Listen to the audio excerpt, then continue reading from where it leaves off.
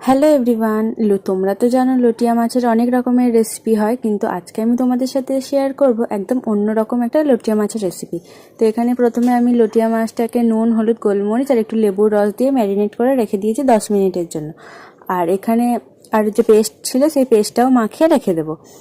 আর এরপরে আমি 1 বাটি ময়দা আর 2-3 চামচ কর্নফ্লাওয়ার নিয়েছি। এরপরে একটু ডিম দিয়ে ভালো করে মিক্স করে নিয়েছি।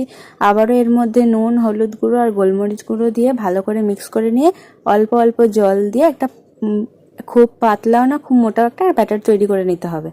আর আমি একটু খাবার সোডা দিয়েছি, তোমরা নাও দিতে পারো। আর এখানে আমি একটুখানি ধনেপাতাও ব্যাটারের সাথে গুলে দিয়েছি। এরপরে ম্যারিনেট করে রাখা মাছগুলো এই ব্যাটারের মধ্যে ডিপ করে একদম গরম তেলের মধ্যে দিয়ে দিতে হবে।